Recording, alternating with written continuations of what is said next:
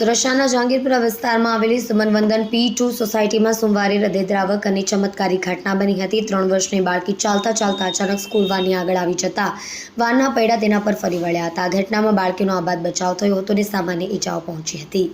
ઘટના 8 સપ્ટેમ્બર એટલેના રોજ બની હતી। બાળકી અચાનક ચાલતા ચાલતા સ્કૂલ વાનની આગળ ઊભી રહી ગઈ હતી અને આ સમયે વાન ચાલકનું ધ્યાન બાળકી પર ન પડતા તેણે વાન આગળ ચલાવી દીધી હતી। બાળકી પર વાનમાં બંને પૈડા ફરી વળ્યા હતા। આ ભયાનક દ્રશ્યો સીસીટીવીમાં પણ દેખાઈ રહ્યા છે, પરંતુ કુદરતનો કરિશ્મા કહો કે ચમત્કાર, વાનના પૈડા બાળકીના શરીર પરથી ફરી વળવા છતાં તેને કોઈ ગંભીર ઈજા થઈ નથી। વિડીયોમાં દેખાઈ આવે છે કે બે સ્કૂલ વાન બિલ્ડિંગની વચ્ચે ઊભી છે। એક મહિલા પોતાના બાળકને સ્કૂલ વાનમાં બેસાડી રહી છે। દરમિયાન બિલ્ડિંગમાંથી આ 3 વર્ષની બાળકી બહાર નીકળે છે અને અચાનક એક સ્કૂલ વાન આગળ વધે છે, જેના પર ટાયર નીચે તે આવી જાય છે। આ ઘટના જોઈને ત્યાં હાજર બધા જ લોકો દોડી આવે છે। બીજી સ્કૂલ વાનનો ડ્રાઈવર પણ બાળક પાસે દોડી આવે છે અને તે વાન નીચેથી બહાર કાઢે છે। આ દરમિયાન બાળકીની માતા પણ ત્યાંથી પહોંચી જાય છે અને બાળકીના પગમાં ઈજા થઈ છે, જોકે તેનો ચમત્કારિક બચાવ થયો છે।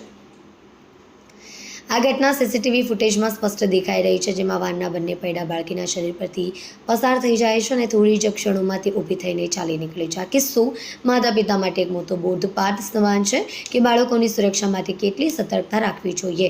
સદનસીબે ઘટનામાં મોટી દુર્ઘટના બની નથી, પરંતુ સૌને શ્વાસ થંભાવી દીધા હતા।